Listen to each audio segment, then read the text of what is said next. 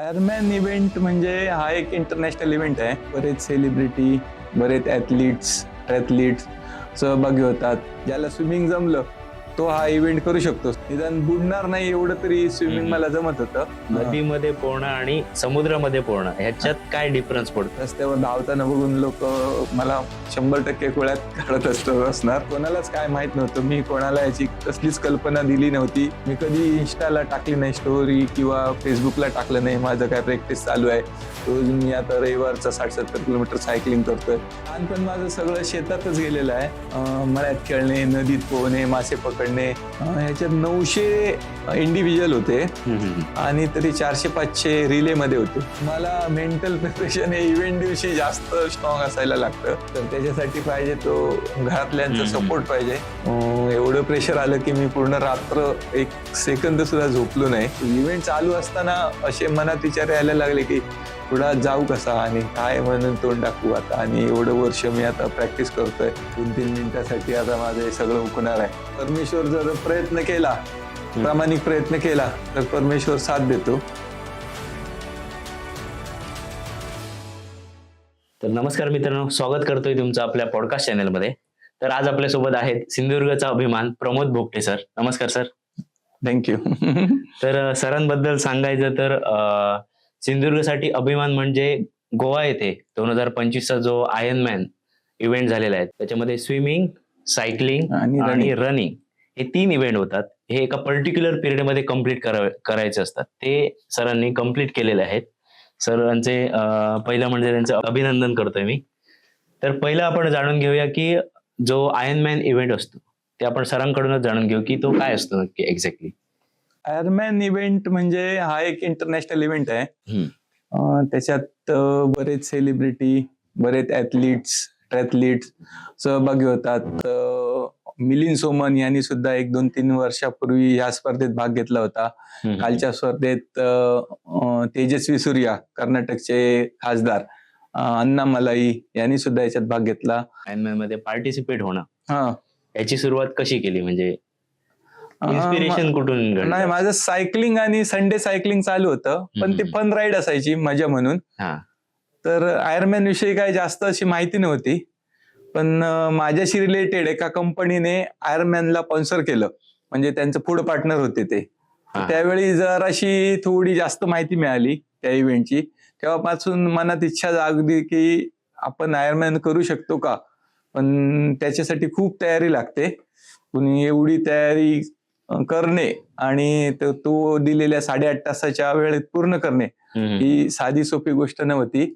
फक्त मनात विचार येत होते, इंस्टावर रील बघत होतो, फेसबुकवर रील बघत होतो, इथपर्यंत चालू होतं. तर माझे 2 मित्र आहेत, रुपेश तेली आणि शिवा राणे म्हणून. तर कोल्हापूरला एक KSCचा ट्रॅथलॉनचा इव्हेंट असतो. त्याच्यात थोडं टाइमचं लिमिट नसतं आणि त्यांचा सपोर्ट खूप असतो. आणि त्याच्यात स्पर्धकाला बाद करत नाही, म्हणजे जी माणसं नवीन शिकतात त्यांच्यासाठी तो खूप चांगला इव्हेंट आहे.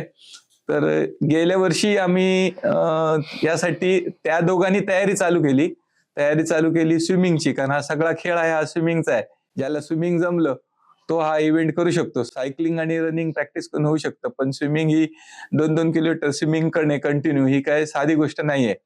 तर त्यांनी स्विमिंग चालू केलं वेंगुर्ल्याच्या स्विमिंग पूलमध्ये. इथनं 22-23 किलोमीटर जायचं सकाळी 4 वाजता उठून आणि तिथे प्रॅक्टिस करायची. मग मला हे समजलं की यांचं असं चालू आहे. मग त्यांना मी म्हटलं मी पण येतो म्हणून, आणि मी पण गेलो त्यांच्या बरोबर आणि त्यांच्यावर तिकडे स्विमिंगची प्रॅक्टिस चालू केली त्यांच्या बरोबर. तर मला आमच्या घराच्या शेजारीच नदी आहे, त्यामुळे लहानपणापासून थोडीफार स्विमिंगची सवय होती. निदान बुडणार नाही एवढं तरी स्विमिंग मला जमत होतं. तर त्या दोघांचा तो वीक पॉइंट होता, त्यांना ते स्विमिंग येत नव्हतं. मग ते स्विमिंग पूलच्या जीवावरच ते तयारी करत होते. अशा प्रकारे मग आमच्या तिघांची तयारी चालू झाली. आम्ही कधी वेंगुर्ल्याला जायचो स्विमिंगला, कधी सावंतवाडीला जायचो, असं चालू होतं. आणि इव्हेंटच्या दिवशी आम्ही कोल्हापूरला गेलेलो. तिकडे आम्हाला 1.5 किलोमीटर स्विमिंग करायचं होतं, 40 किलोमीटर सायकलिंग करायचं होतं आणि 10 किलोमीटर रनिंग करायचं होतं. तर स्विमिंग म्हणजे नदीतनं पोहणं वेगळं आहे आणि ह्या इव्हेंटसाठी जे आज स्विमिंग एक आहे नदीमध्ये पोहणं आणि समुद्रामध्ये पोहणं ह्याच्यात काय डिफरन्स पडतो? म्हणजे मी पण नदीमध्ये पोहण्याचं माहितीये, हा. पण समुद्रामध्ये एवढं किलोमीटर पार करणं हे म्हणजे कसं काय प्रोसेस असते किंवा काय वाटतं, असं पहिला एक्सपिरियन्स कसं असतं? नदीपेक्षा समुद्रात पोहायला थोडं इझी असतं, फक्त घाबरता कामा नये. आणि लाटा येतात, लाटांमुळे काही फरक पडत नाही. समुद्रात शक्यतो बुडायला होत नाही. समुद्र पोहणाऱ्या माणसाला वरच ठेवतो.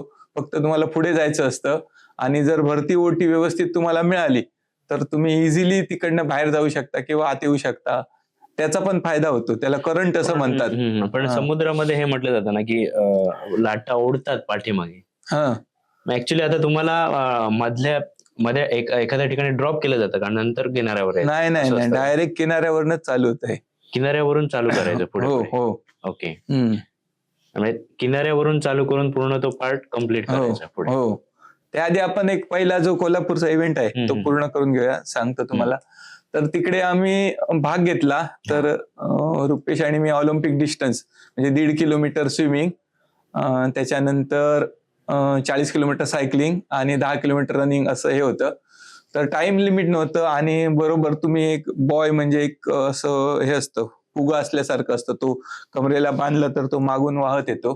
तुम्हाला वाटलं तर तुम्ही त्याला पकडून थांबू शकता. पोहताना त्याचा काय उपयोग होत नाही. तसंच त्या इव्हेंटमध्ये 50-50 मीटरवर ट्यूब लावलेले असतात, तुम्ही त्या ट्यूबला धरून थांबू शकतात. तर असं होतं, पण मला काही गरज लागली नाही. मी तो इव्हेंट तिथलं स्विमिंग होतं ते ट्यूबला न पकडता केलं. माझ्या दोन्ही मित्रांनी पण ते केलं, त्यांनी मदत घेतली ट्यूबची कसं तरी करून. पण त्यांचं खरं कौतुक आहे, कारण अजिबात स्विमिंग नसताना नवीन शिकून सुद्धा त्या दोघांनी ते पूर्ण केलं. तो झाला आणि विषय तिकडे संपला. तो खूपच वेळ लागला, म्हणजे स्विमिंगला 1 तास लागला. त्याच्यानंतर रनिंगला सायकलिंगला कसली प्रॅक्टिस नव्हती, फक्त स्विमिंगची प्रॅक्टिस केलेली. आणि त्याच्यानंतर तो विषय संपला आणि मी गेला, विषय संपला, प्रॅक्टिस बंद झाली, परत काय विषय नाही. नंतर मी माझ्या एका कामासाठी कोल्हापूरला गेलो. तर गेलेलो माझ्या सीएन जवळ. तर माझे सीए आहेत ते अगोदर असे जाड होते जरा. नंतर मी ज्यावेळी त्यांना भेटलो तर मला एकदम बारीक दिसले ते. सर म्हटलं असं काय तुम्ही एकदम बारीक कसे काय झाला? तर त्यावेळी त्यांनी मला सांगितलं की मी असं एक ट्रॅथलॉन अकॅडमी जॉईन केली आहे आणि मी त्यांच्याकडे ट्रेनिंग घेतोय गोवा आयर्नमॅन साठी. तर तुला करायचं आहे काय? तर मी म्हटलं हो सर मला करायचं आहे. मग त्यांनी त्या अकॅडमीशी माझा संपर्क करून दिला. मग मी जानेवारीच्या 9-10 तारीखला 25 त्यांना जॉईन झालो. पहिला 1 महिना माझा असंच झाला, कारण त्यांचं ट्रेनिंग प्रोग्राम येतो, तो कॅपॅसिटी बघून ट्रेनिंग प्रोग्राम देतात. तर 1 महिना माझी कॅपॅसिटी बघण्यात गेला. मला 10 किलोमीटरच रनिंग करता येत होतं, ती पण माझी पेस खूप 8च्या पेसने वगैरे मी करू शकत होतो. तर आणि म्हणजे असंच होतं, काय त्याच्यात जवळपास पण नव्हतं आयर्नमॅन होईल असं. कोल्हापूरच्या इव्हेंटला टाइम लिमिट नसतं, त्यामुळे तुम्ही करू शकता आणि त्याला खर्च पण मोठा नसतो. पण गोवा आयर्नमॅनला खर्च पण खूप आहे आणि टाइम पण कमी असतो. आणि कुठल्याही स्टेजला तुमचं टाइम चुकलं, स्विमिंगचा टाइम चुकला तर तिथल्या तिथे पायातलं बीप काढून घेऊन तुम्हाला स्पर्धेतनं बाहेर करतात. तर त्यानंतर त्यांचं ट्रेनिंग चालू केलं मी.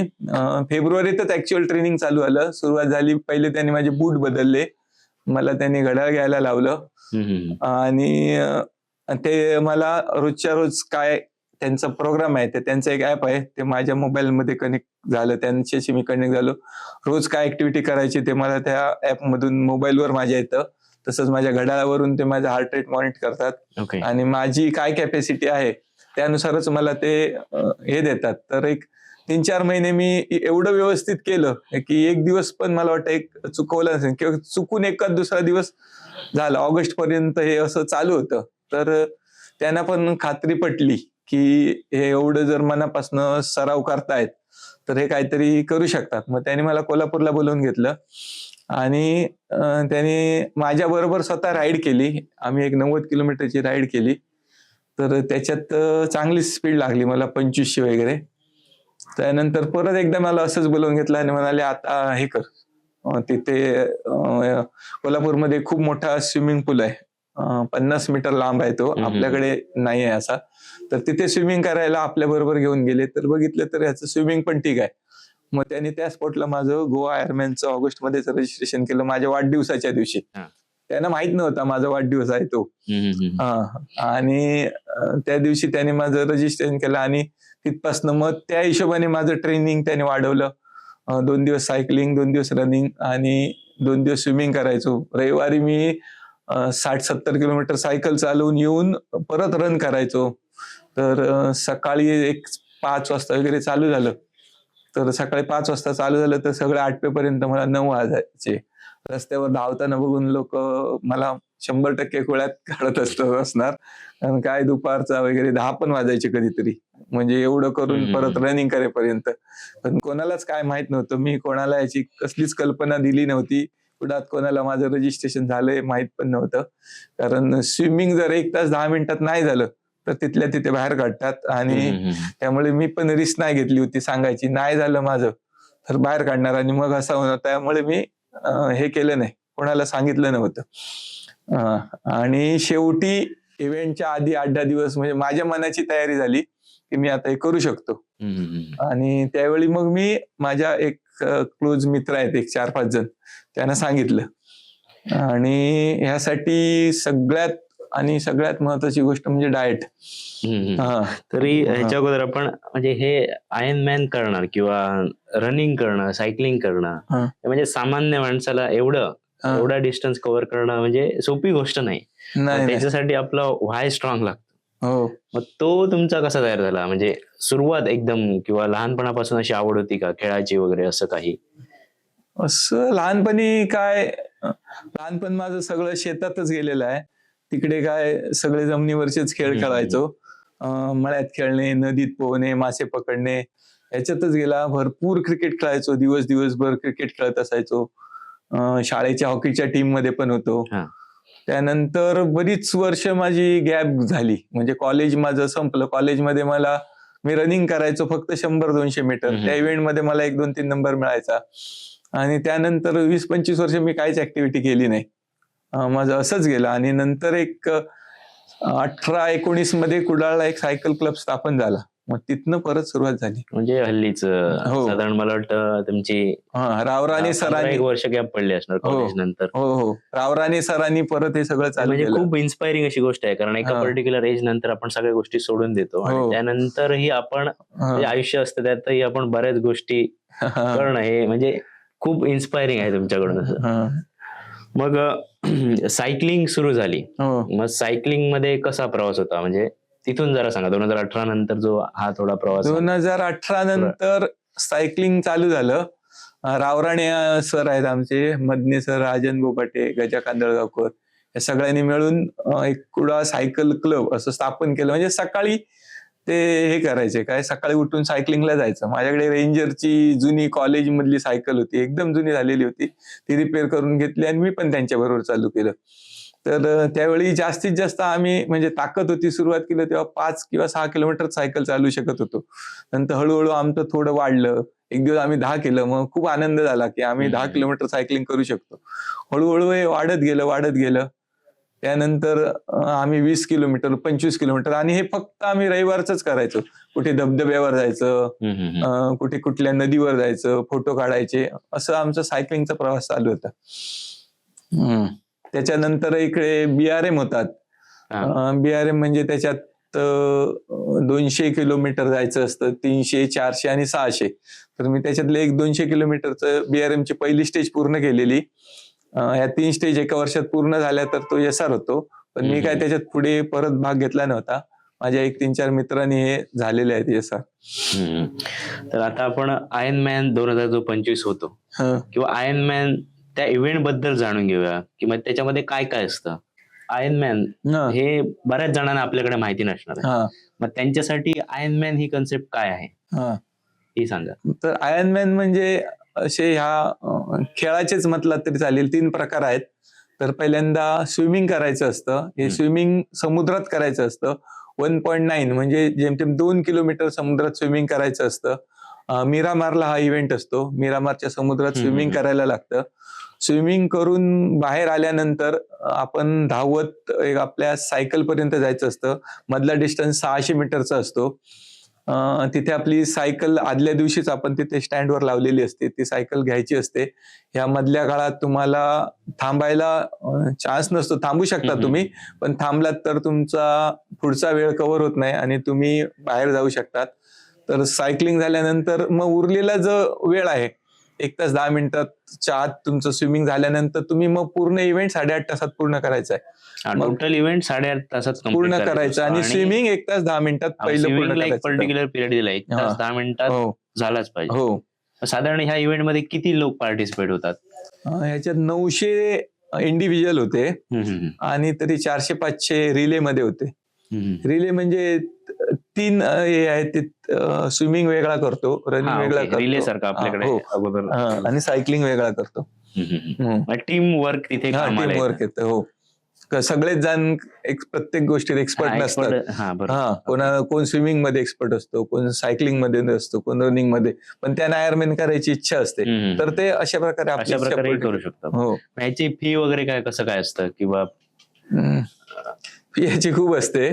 या इव्हेंटची फी 41,000 रुपये, 41 ते 42,000 रुपयाचे रजिस्ट्रेशनच फी आहे. बाकी हॉटेलिंग, त्याच्यानंतर फोटो वगैरे याच्यासाठी वेगळा खर्च असतो.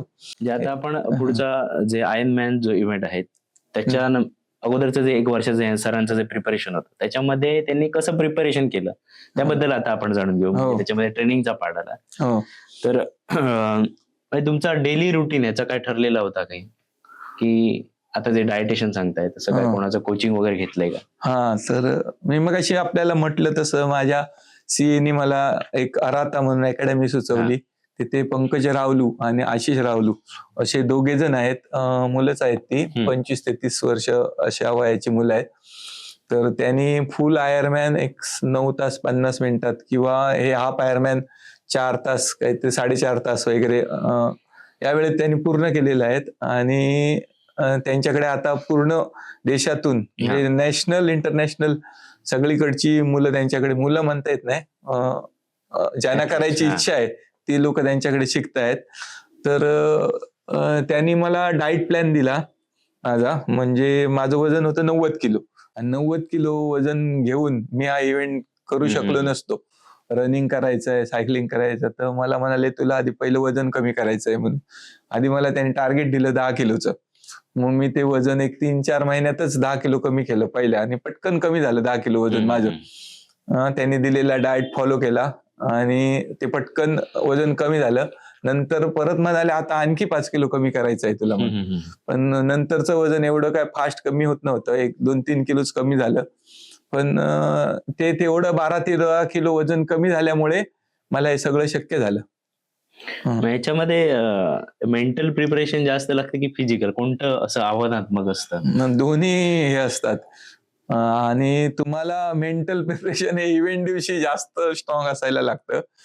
आणि फिजिकल तुम्हाला रोजच प्रॅक्टिस करायची आहे. आठवड्याचे 6 दिवस ऍक्टिव्हिटी करायचीच आहे. त्याच्यासाठी असं कोणतं मोटिवेशन म्हणजे असं समोर धरलेलं की एखादा आपण जर्नी करतो तेव्हा मग नाही जमत आता सोडून देऊया असं कधी वाटलं नाही? म्हणजे 1 वर्षाच्या प्रिपरेशन नाही, असा वेळच मिळाला नाही असं वाटायला. करायचं ठरवलेलंच होतं आणि 100% करायचंच होतं. आणि मी काय केलं, मी सगळी प्रॅक्टिस केली ती जास्तीत जास्त एकट्यानेच करायचा प्रयत्न केला. माझा एक मित्र आहे शिवा राणे, त्याला मी बरोबर घ्यायचो. तर तो बऱ्याच वेळ माझ्या बरोबर यायचा. बाकी कोणालाच काय माहित नव्हतं की याचं काय चालू आहे. फक्त बारीक झाला एवढंच म्हणायचं. पण मी कधी इन्स्टाला टाकली नाही स्टोरी किंवा फेसबुकला टाकलं नाही माझं काय प्रॅक्टिस चालू आहे. रोज मी आता रविवारचा 60-70 किलोमीटर सायकलिंग करतोय. मी आमच्या सायकल ग्रुपवर टाकत नव्हतो. किंवा त्याच्यानंतर स्विमिंगला जातोय, 1.5 किलोमीटर स्विम करतोय, ते पण मी कधी टाकत नव्हतो. पण ते चालू होतं माझं डेली रुटीन. डेली रुटीन कसा होता साधारण सांगा? म्हणजे माझं मंगळवारी स्विमिंग करायचो. त्याच्यानंतर बुधवारी रन करायचो, ते रन कमी असायचं. नंतर गुरुवार सायकलिंग असायचं, ते पण कमी असायचं. कमी म्हणजे 1.5 तास वगैरे, रन 7 किलोमीटर. तर शुक्रवारी स्विम असायचं. शनिवारी लॉंग रन असायचं माझं. लॉंग रन म्हणजे 12 किलोमीटर वगैरे, 13 किलोमीटर. रविवारी लॉंग सायकलिंग म्हणजे 60 ते 90च्या मध्ये.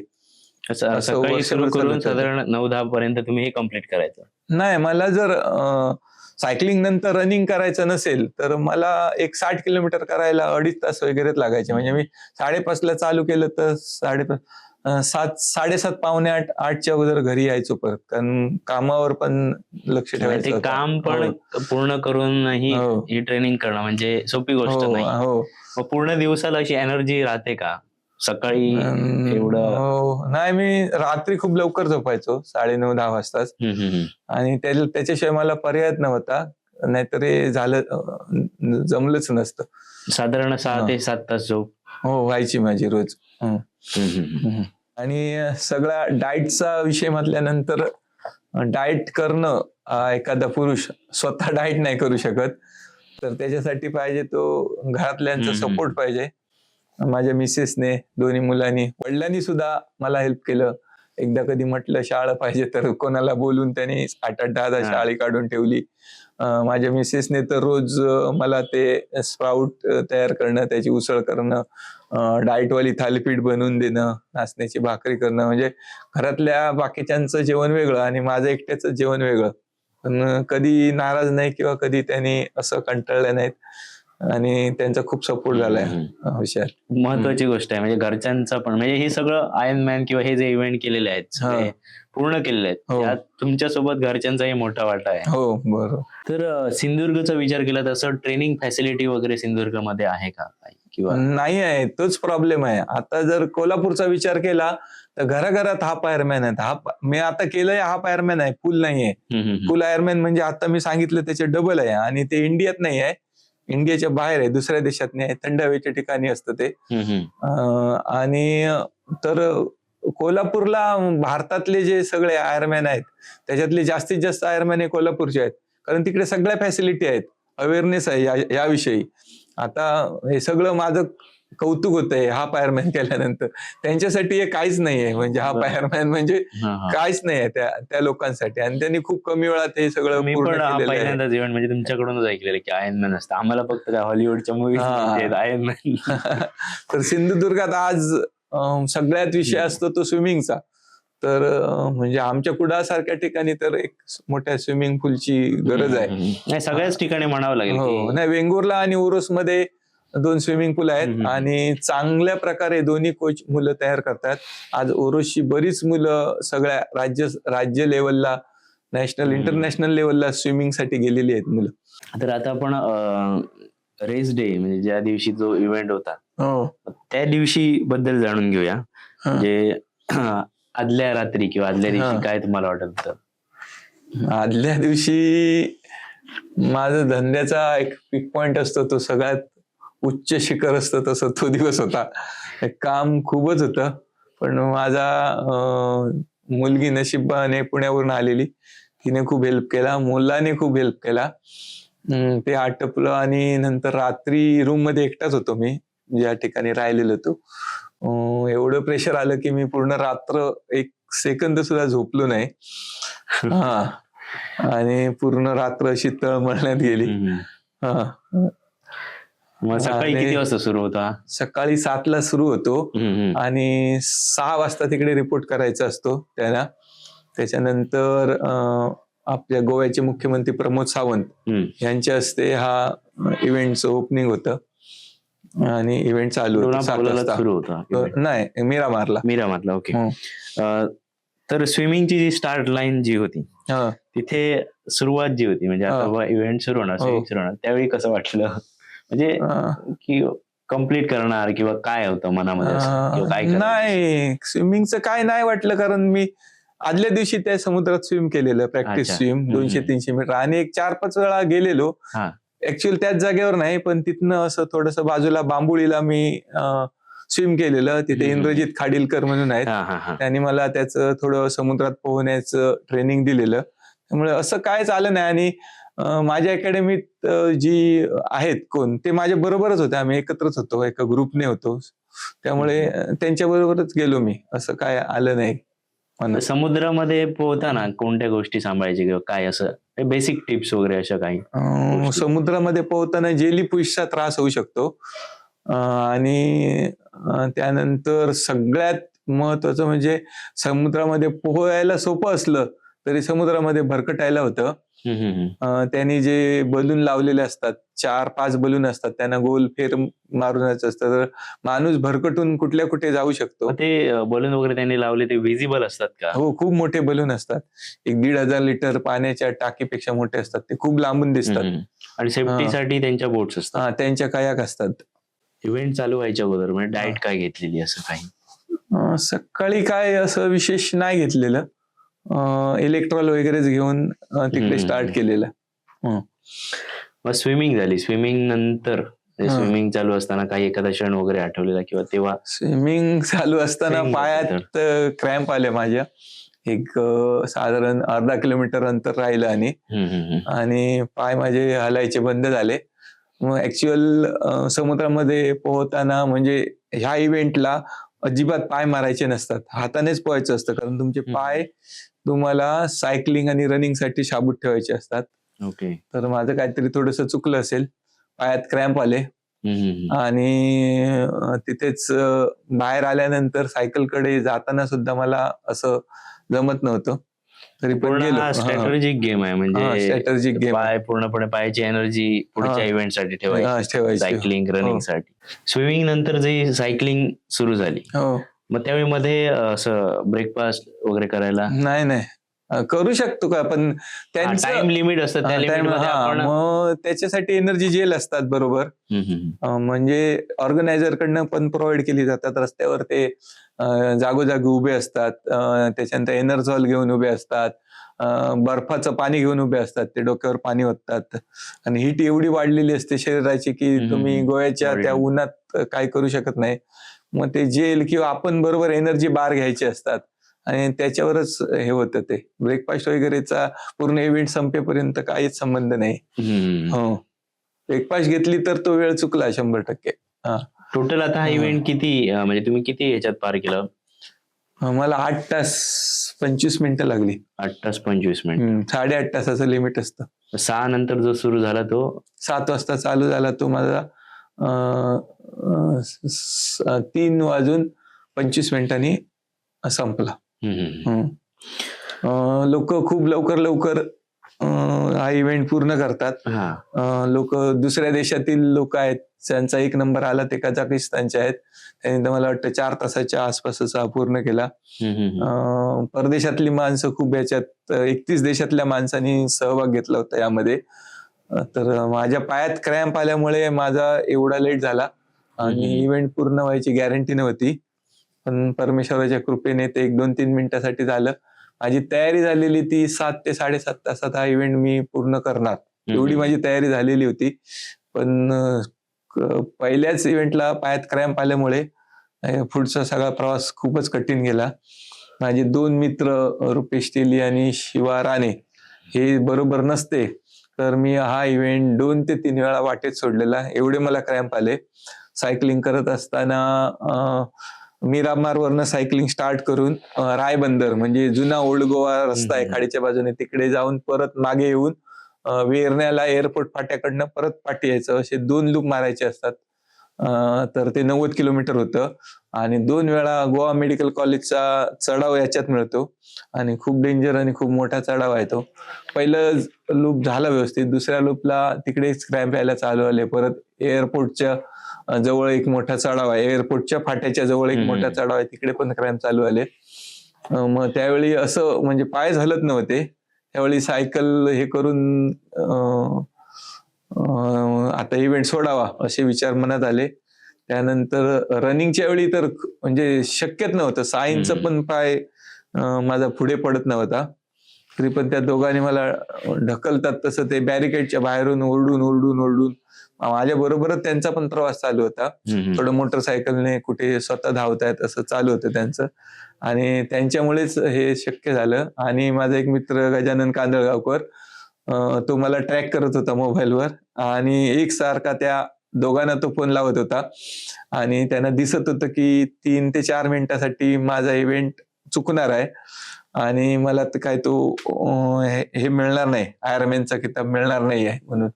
तर सगळेच जण टेन्शन मध्ये होते. भारत पाकिस्तानची मॅच बघतात तसे सगळं आपल्या मोबाईलला ट्रॅक करत होते.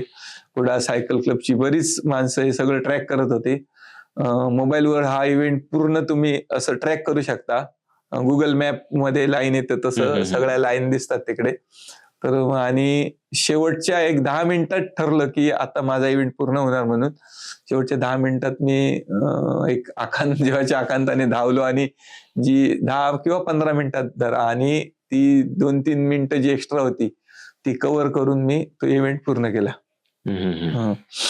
मग हा जो इव्हेंट ज्यावेळी पूर्ण झाला, कम्प्लीट झाला, त्यानंतरच्या भावना कशा होत्या? त्यानंतर खूप खुश होतो आणि त्या दोघांना खूप धरून मिठी मारली, कारण खरं श्रेय त्या दोघांचंच होतं. आणि इकडनं आमचे कांदळगावकर साहेब त्यांना सपोर्ट करत होते आणि ते मला सपोर्ट करत होते. तर खूप खुश झालो. म्हणजे इव्हेंट चालू असताना असे मनात विचार यायला लागले की कुठं जाऊ कसा आणि काय म्हणून तोंड टाकू आता. आणि एवढं वर्ष मी आता प्रॅक्टिस करतोय, 9-10 महिने, आणि 2-3 मिनिटासाठी आता माझं हे सगळं हुकणार आहे. आणि कसं काय, पण मला काय माहित नाही कसं पूर्ण झालं. पण परमेश्वर जर प्रयत्न केला, प्रामाणिक प्रयत्न केला तर परमेश्वर साथ देतो. कसं पूर्ण झालं ते मला माहित नाही, पण परमेश्वराचीच कृपा म्हणायला पाहिजे याच्यामध्ये. आणि हे सगळं पूर्ण झालं. आता आयर्नमॅन कम्प्लीट झालाय, मग आता पुढे काय करायचंय असं अजून काय ठरवलं नाही, पण नेक्स्ट टाइम गो आयर्नमॅन खूप कमी वेळेत पूर्ण करायचं आहे असं तर ठरवलेलं आहे. प्रॅक्टिस साठी डिसिप्लिन आणि टाइम मॅनेजमेंट याचं किती महत्व आहे, किंवा त्याबद्दल तुम्ही काय सांगाल? डिसिप्लिन म्हणजे एखाद्या आठवड्यात आपल्याला प्रॅक्टिस करायची, आज बाबा नको, थोडा डिले होणार, काम आहेत मला सोडून देऊ, नाही असं कधीच केलं नाही. तर कामाला जास्त महत्व लिहिलेलं नाही, ह्याला जास्त महत्व दिलं. कसं पण करून एक दिवस आमचा कुडाळ सायकल क्लबचा काहीतरी इव्हेंट होता आणि मला तिथे जायला शक्य झालं नाही. त्या दिवशी मला प्रॅक्टिस करायला शक्य झालं नाही सकाळी. तर मी त्या दिवशी संध्याकाळी ती सायकलिंग केली 60 किलोमीटर रात्री काळोखात. म्हणजे कसं तरी मॅनेज करून मी खाडा केला नाही, प्रॅक्टिस केलीच त्या दिवशी. खूपच इमर्जन्सी असेल तर 10 महिन्यात 4-5 वेळा माझ्याकडनं चुकलं असेल. सिंधुदुर्ग मधील जे युथ आहेत, ज्यांना आता आपला पॉडकास्ट बघतील, आयर्नमॅन बद्दल माहिती मिळेल त्यांनाही वाटेल की बाबा आयर्नमॅन आपण पण कम्प्लीट करू शकतो, अशांना काय सांगाल तुम्ही? स्विमिंगची प्रॅक्टिस केली त्यांनी आणि व्यवस्थित स्विम केलं तर करू शकतात मुलं. आणि सायकलिंग आणि रनिंग हे प्रॅक्टिस नेऊ शकतात. आपली मुलं कमी पडतात ती स्विमिंग मध्येच कमी पडतात आणि कोणी रिस्क घेत नाही. घरातली पण त्यांना असं समुद्रात जायचंय, धरणात जायचंय, तर घरातनं पण त्यांना तसं मुलांना काय पाठवत नाहीयेत. त्यामुळे ठीक आहे, पण जास्तीत जास्त लोकांनी करावं. जसं कोल्हापुरात घराघरात गल्लोगल्लीत आयर्नमॅन आहेत, तसं आमच्याकडे घराघरात नको पण गावागावात एखाद दुसरा तरी असावा अशी इच्छा आहे. आणि त्यासाठी कोणाला काय गरज लागली, माझी मदत लागली तर मी नक्की करणार आहे. आणि असं मुलं तयार होत असतील तर त्यांना काय गायडन्स लागला तर 100% करणार आहे. तर आयर्नमॅनचं स्पिरिट, आयर्नमॅन कम्प्लीट झालं म्हणजे आयर्नमॅन हे आता नाव एक किताब लागलेलं आहे, मग त्याचं स्पिरिट कसं असतं? कम्प्लीट झाल्यानंतर पर्सनॅलिटी मध्ये किंवा आपल्यामध्ये असं काय चेंज वाटतं, किंवा काहीतरी एक पल्ला आपण एक पायरी कम्प्लीट केलेली आहे असं फिलिंग आहे. असं खूपच लोकांनी, आणि मला वाटतं जरा जास्तच गौरव झालाय माझा, सगळ्या पेपरमध्ये आलं. म्हणजे मला पण काही एवढं अपेक्षित नव्हतं एवढं लोक सत्कार करतील किंवा येऊन भेटतील. तर ह्या आयर्नमॅनच्या पूर्ण ट्रेनिंग मध्ये मला कोणाकोणाचं सहकार्य लागलं? आम्ही स्विमिंग पूलवर जायचो, ते ओरोसला जायचो. त्यावेळी तिथे एक प्रवीण सोलुकर म्हणून स्विमिंग कोच आहेत, ते लहान मुलांना शिकवतात. तर त्यांनी मला चांगल्यापैकी तिथे म्हणजे स्विमिंग विषयी माहिती दिली. माझे काहीतरी थोडे प्रॉब्लेम होते, त्यामुळे स्विमिंग मला करत असताना ठसका लागायचा. मग त्यावेळी त्यांनी काय काय मला असं उपाय करून, ब्रिदिंग करून सगळं सांगून मग तो प्रॉब्लेम दूर झाला. आणि त्याने एक चांगलं सहकार्य केलं. परत इंद्रजित खाडीलकर म्हणून आहेत, त्यांनी मला समुद्रात पोहायचं ट्रेनिंग दिलं. आणि बाकी सगळं सायकलिंग आणि रनिंगचं हे कोल्हापूरच्या कोचनेच मला सगळं शिकवलं. रुपेश तेली आणि शिवा हा तर माझ्या कायम रोज बरोबर यायचा सपोर्ट म्हणून. आणि सगळं माझी सायकलिंग जी इव्हेंट दिवशी सायकल न्यायची होती, तर रुपेशने खूप किमती सामान 10, 15, 20 हजाराच्या त्याच्या सायकलच्या ज्या काही वस्तू आहेत त्या सगळ्या काढून माझ्या सायकलला लावलेल्या होत्या. त्याने म्हणजे पंपापासून सगळं, आणि सायकल माझी 2-3 वेळा खोलून व्यवस्थित जोडून रिपेअर करून दिली. आणि या लोकांचा चांगला सपोर्ट झाला या विषयात. ओके. तर सरांकडून खूप आपण प्रेरणादायी प्रवास ऐकलेला आहे. अजून सरांकडे भरपूर गोष्टी आहेत, म्हणजे महत्वाचं म्हणजे लडाख, स्पिती व्हॅली वगैरे म्हणजे मी पण राईड केलेल्या आहेत, त्या सरांकडूनच इन्फॉर्मेशन घेतलं किंवा त्यांच्याकडे बघूनच वाटलं की आता कम्प्लीट करायचं. मग त्याबद्दल पण आपण एक स्पेशली पॉडकास्ट करू, जे राईड किंवा इतर ऍक्टिव्हिटीज सर करतात त्याच्याबद्दलही जाणून घेऊ. तर धन्यवाद सर, तुम्ही एवढा वेळ दिलात. आणि आयर्नमॅन ह्या इव्हेंट बद्दल खरंच सिंधुदुर्गकरांना किंवा ज्यांना ह्याबद्दल माहिती नाही त्यांना यातून बऱ्याच गोष्टी समजतील आणि तेही असे इव्हेंट पूर्ण करण्यासाठी तुमचं इन्स्पिरेशन घेतील असं आपण आशा बाळगतो. आणि त्या पॉडकास्ट थांबवतो. थँक्यू.